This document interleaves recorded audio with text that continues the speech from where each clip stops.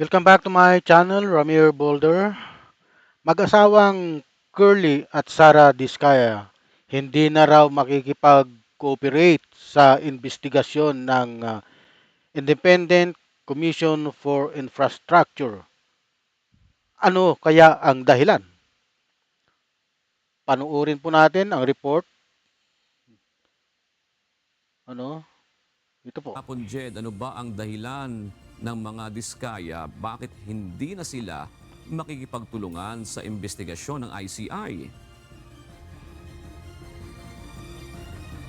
June, ayon kay Attorney Brian Keith Hosaka, Executive Director ng Independent Commission for Infrastructure o ICI, nagbago na ang isip ng mag-asawang Curly at Sara Diskaya matapos umano mapagtanto na ang ginagawa nilang pakikipagtulungan sa independent body Nagbago na raw pala ang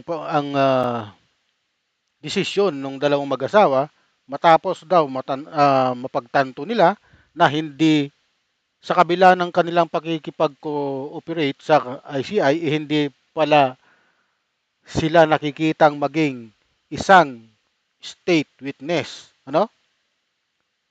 Ito po ang pahayag ng balita. ay hindi papabor sa kanila. Hindi raw pala papabor sa kanila. Ano? Ito ang inanunsyo ngayong araw ni Attorney Hosaka matapos ang investigasyon ng Komisyon sa Maanumbalyang Flood Control Projects. Aniya, matapos sumalang sa ikatlong pagdinig ng independent body ang mag-asawa, ay nag-invoke ang mga ito ng kanilang right to self-incrimination.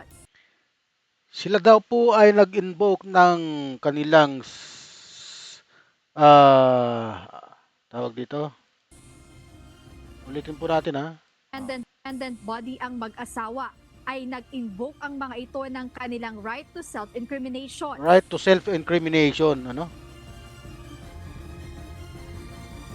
The spouses Diskaya appeared before the commission, and upon the advice of their counsel, they invoked their right to self-incrimination and manifested that they will no longer cooperate with the investigation being conducted by the ICI. Iginiit ng mag-asawang Diskaya na hindi magiging paborable sa kanila ang sitwasyon, lalo na ang hiling na sila ay maging mga state witness.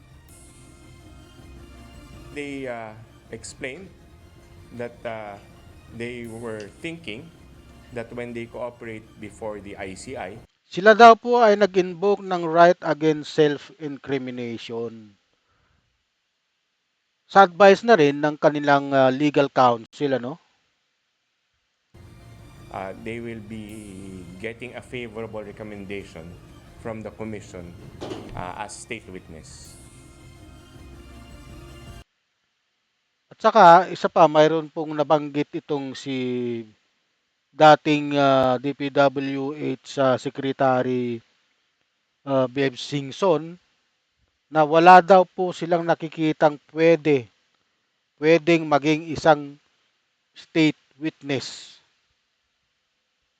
Napanood din o nakita nila Curly at Sara ang naging pahayag ni ICI Commissioner Rogelio Babe Singson patungkol sa sarili niyang pananaw na wala siyang nakikitang tao na maaaring irekomenda ng komisyon bilang state witness. Wala daw palang nakikitang tao na pwedeng irekomenda upang maging isang state witness. Ang pagiging isang state witness po kasi dapat less guilty. Sila guilty po talaga sila eh. Bilyong-bilyong peso ang kanilang nakulimbat. Ghost project, bilyong-bilyon. Kaya nga po napakalaki ng asset ng mga Diskaya eh.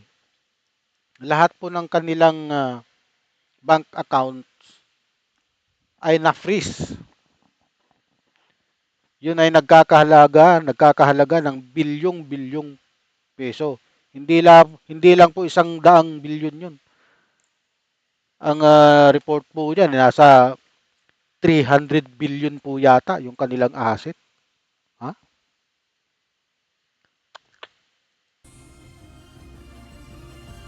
as far as they're concerned, um, I believe that they said that there was a statement by Commissioner Singson regarding his own personal take, yung sa kanyang opinion na as of now, he sees uh, no witness or no person who may be recommended by the commission as state witness. However, I believe, and I saw the interview, that he qualified that as his own and not by the commission.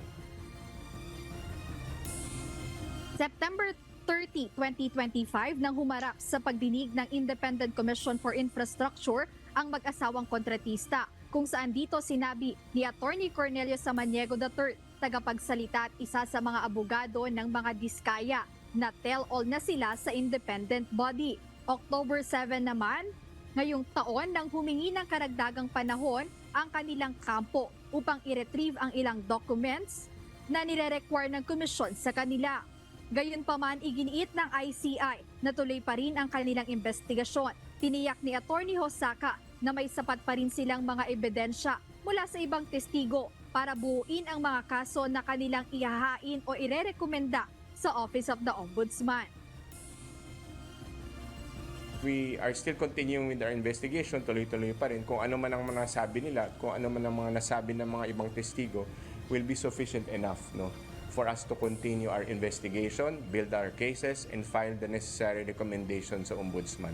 Meron naman tayong magiging sources of information or evidence for us to build our case. Right now, I think we have, as far as they're concerned, anyway, they were able to appear before the commission, and that would stand. And we will take those into consideration still.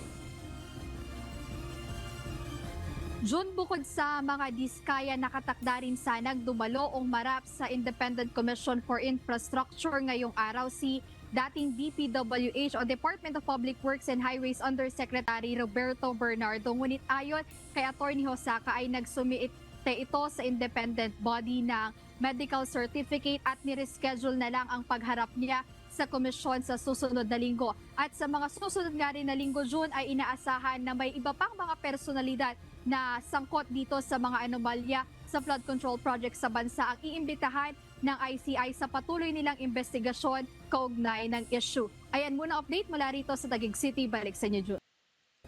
Oo, Jed, maapektuhan ba nito yung mga naunang sinabi ng mga diskaya sa mga pagdinig ng Senado at ng mababang kapulungan ng Kongreso?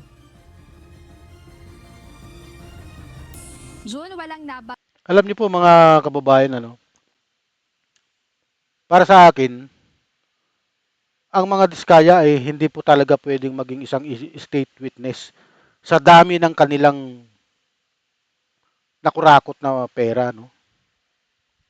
Ang problema kasi sa kanila, nagpagamit sila sa mga politiko. Nagpagamit sila, hindi nila alam ang kanilang ang kahihinatnan ng mga kanilang mga hakbang sa pagpapagamit nila sa mga politikong yan.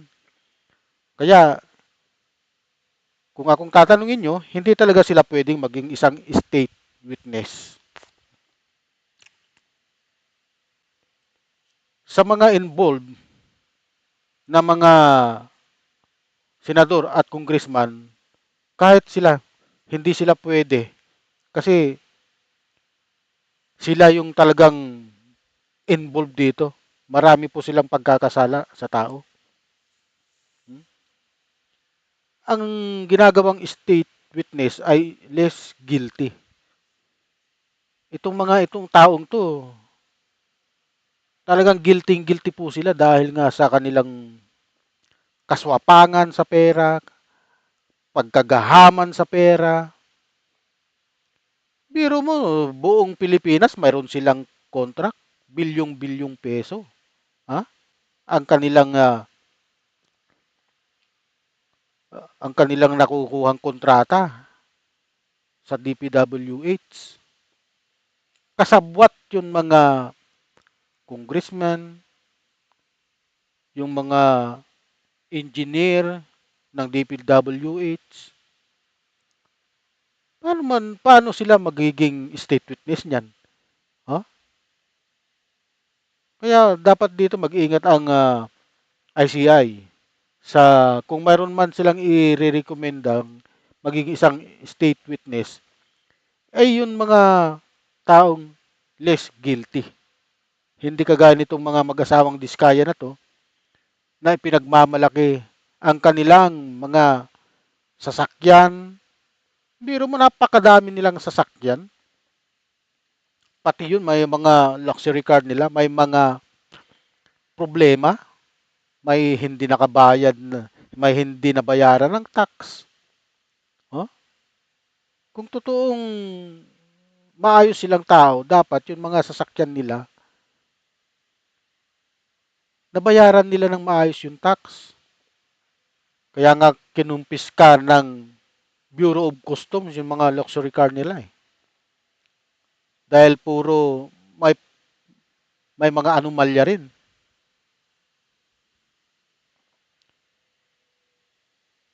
Patuloy po tayo. Banggit ang Independent Commission for Infrastructure o ICI kung maaapektuhan yung mga naunang nabanggit o sinabi ng mag-asawang Diskaya sa Senado o kaya naman sa Kongreso.